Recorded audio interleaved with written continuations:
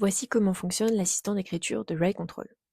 L'assistant d'écriture fonctionne grâce à l'intelligence artificielle et vous aide à devenir un meilleur auteur en vous proposant notamment des pistes d'amélioration pour vos écrits et en répondant à toutes vos questions. Pour y accéder, cliquez sur Assistant d'écriture dans le menu de droite. Il se présente sous la forme d'un chat avec plusieurs prompts préenregistrés. Il vous suffira de cliquer dessus pour lancer l'analyse de l'assistant. Par exemple, détecte les problèmes de structure, analyse le style.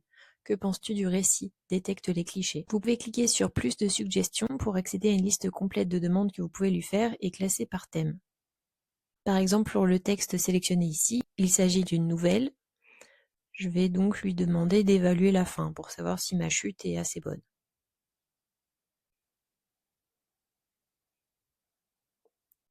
Et voilà, l'assistant m'a fait un retour complet sur la fin de l'histoire.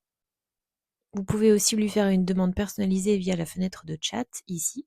Vous écrivez la question de votre choix et vous cliquez sur la petite bulle ici pour valider la question. Il faut savoir que l'assistant se base par défaut sur l'entièreté de ce que vous avez écrit dans ce livre, c'est-à-dire tous vos chapitres. Et il va vous faire des retours en fonction des questions que vous lui posez. Ce qu'il faut savoir, c'est que l'IA va lire votre texte, mais évidemment celui-ci reste confidentiel. Vos données ne sont pas utilisées pour entraîner l'IA. Ça fonctionne avec des crédits IA qui sont inclus dans votre abonnement WriteControl. Si votre manuscrit est très long, il est possible que vous n'ayez pas assez de crédits pour que l'IA puisse lire tout le texte et vous répondre. Dans ce cas, il y a deux possibilités. Soit vous achetez un pack de crédits supplémentaires en cliquant sur Acheter des crédits, soit vous décidez que l'IA n'a pas forcément besoin de tout lire pour répondre à votre question. Par exemple, dans mon cas ici, c'est un recueil de nouvelles, donc je voulais simplement avoir des retours sur cette nouvelle-là, donc ce chapitre en particulier. Dans ce cas-là, je clique ici, sur les paramètres. Dans cette fenêtre, vous avez la possibilité de définir le contexte qui est donné à l'assistant.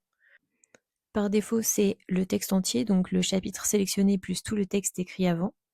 Mais je peux changer ça pour par exemple le chapitre sélectionné seulement, ou alors ne pas lui donner accès à mon texte, conversation uniquement. Par exemple, si je veux lui poser des questions sur l'écriture en général, il n'a pas besoin de lire mon texte pour y répondre.